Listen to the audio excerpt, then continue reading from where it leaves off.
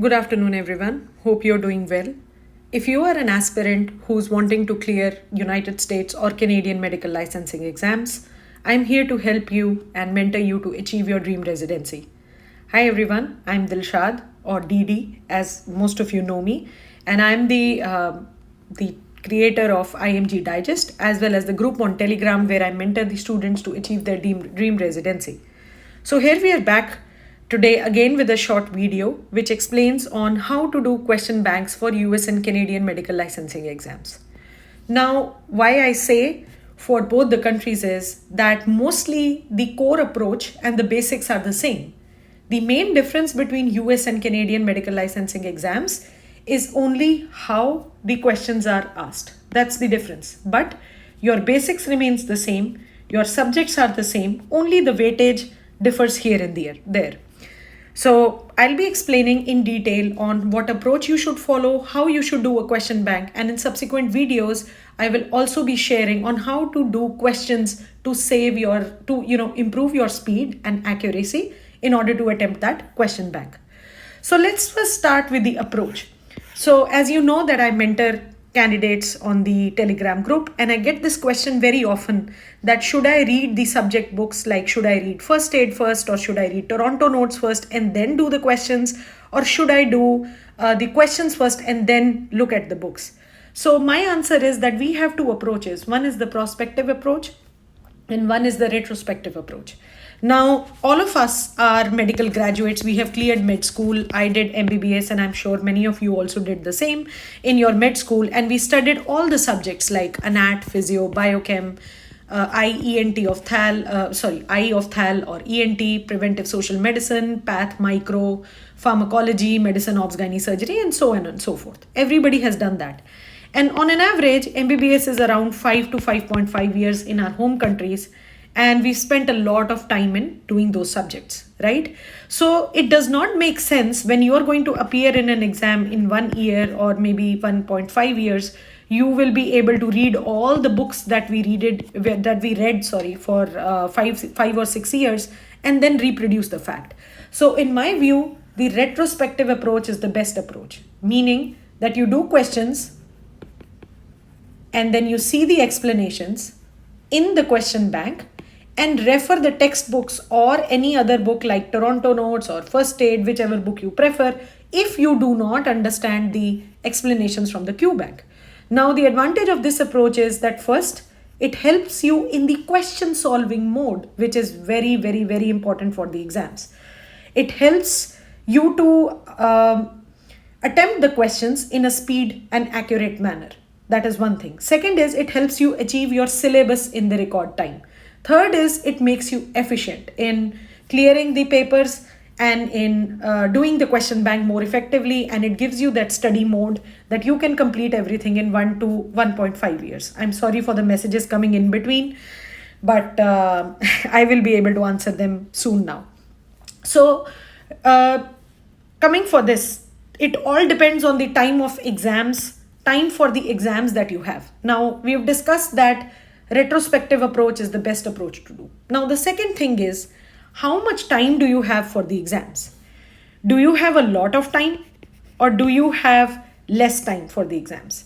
Now, if somebody is the one who has less time for exams, like I get requests from certain candidates who, they tell me that they have 2 or 3 months and they want to clear the exams fast. For them, I suggest that timed mode is the best mode in an exam. And then there is a second mode that is called as tutor mode. Now, for the record, I am saying these terminologies on the basis of UWorld, which was by far the question bank and the only question bank that I used to clear both the Canadian and United States medical licensing exams. Please do not feel that this is an advertisement for UWorld. They have not paid me anything to advertise for them. But I love the question bank. I love the updated version of the question bank. They have great diagrams. They have a lot of excellent explanations. Most of the times I would just read the explanations, understand the concepts, and even not go back to the book and check, because I know that this is the question bank that is used by majority of the candidates worldwide for any kind of exam. So I knew that this was a standardized version. So I'm talking of UWorld for tutor mode and timed mode. So this is the example that I'll take because this is the question bank that I studied. So timed mode is something that if you select time mode, it allows you to choose the number of questions that you want. You can choose 5 questions, you can choose 10 questions, you can choose 20, 30 for a maximum of 40 questions. So you make a block of those questions, which means that you selected, for example, I selected 40 questions in a time mode. It will start displaying question 1 and then there will be a timer ticking on the top.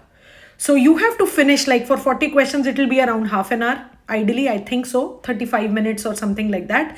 And the timer will be ticking. So what it does is that it tells me to function in an exam setting. All right. So it gives me a timer on my head, which is actually going to be happening in the exam. And then the time mode actually helps you clear the final day. It helps you gear up for the final exam day, right? It gives you the speed, it gives you the accuracy. And I'll be telling you how I prepared for the question bank. But first I'll be telling you that if you are somebody who just has very short time left, you did not prepare anything and you really want to read more of questions in a limited time, this is the best mode according to me. And it should be done during the end of your preparation because it makes sense. It's a faster mode. The second mode that we have is a tutor mode. Now, what this mode does is, and I also did it during the start of my preparation, this tutor mode is that I make a block of 20, 30 or 40 questions depending how much I want to do. So I attempt question 1 and I hit submit and then it tells me the explanation of that question. So I read the explanation and then I go on to the second question. Then I read the explanation of the second question and then third and so on and so forth. So a tutor mode is, although it takes like more time because you are spending time in between your questions to understand the explanations, it actually explains you the concepts very well. Say for example, I was very weak in cardiology in the beginning. And I knew that, okay, I really need a lot of explanations to, make me confident. So I started doing it in tutor mode. So I did like a block of 10 questions and it was like a topic of, I vaguely remember now, arrhythmia.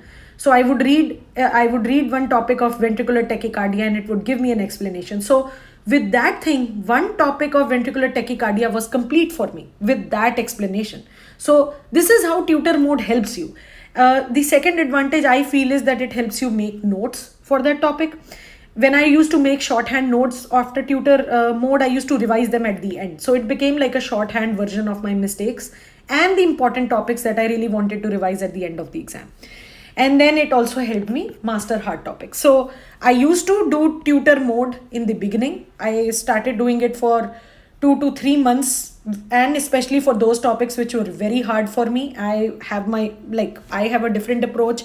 My topics which were hard and I thought were very important for the exams, for both the exams, Canadian and US exams, were OBGYN, it was cardiology, and this is, I'm talking about me, but these topics are also important for the exams as well. Pediatrics. So these were the topics that I started doing in tutor mode. Once I gained more confidence, I shifted towards the timed mode to increase my speed. Okay. So next question comes, how many questions should I do in a day? So per day, this is a good question.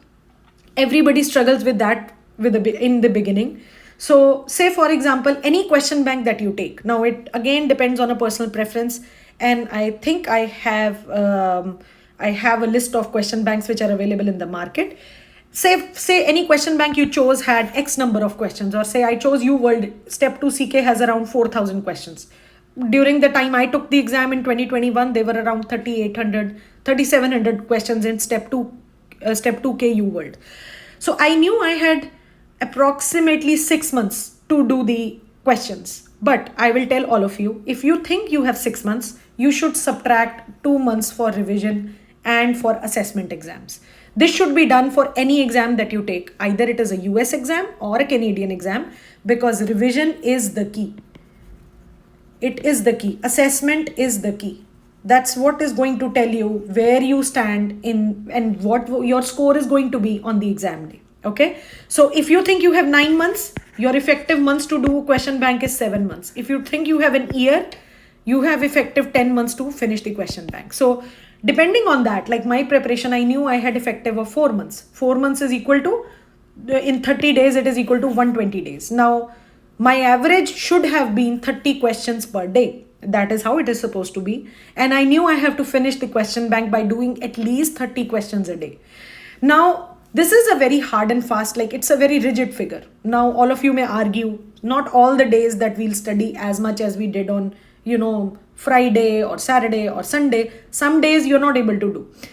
There are days when you would work. I would do. I had a job and I used to go there. I had less times during those days, so that is why sometimes I could just do 10 questions a day. I could do like 5 questions a day. So the average on other days would be more. Like I knew on weekends I was free, so on weekends I would do like around 60 questions, like say 80 questions. That depended, and it increased with my speed.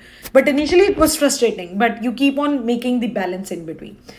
This also depends on what is your speed and what is your knowledge base. So it depends on everything. So, but this is the formula that you should use, and it's a very practical way of determining that you should do these many questions to finish the question bank. Now, coming to a very important topic, which question bank should we use? I can only say about something that I have used, like UWorld. Used UWorld Step 2 CK for USMLEs Step 2 CK and MCC QE1, because both the exams have the same topics. Okay, so I built my resource base by doing one question bank, and I knew that my concepts are clear for this exam also.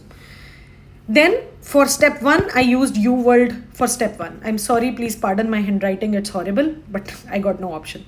So for Canadian exams, I get asked like what I feel about Canada QBank, ACE QBank, Daily CDM. Now, unfortunately, these QBanks are very new in the market. Some of them are old, but I have no experience in doing these 3 question banks. Sorry.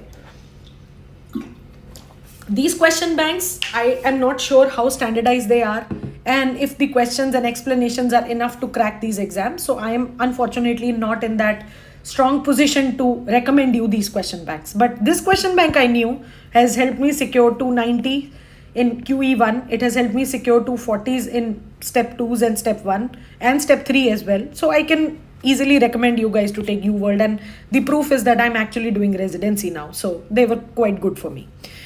Now again, after saying all this, I would urge and request all of you to go for something, any question bank that you find comfortable.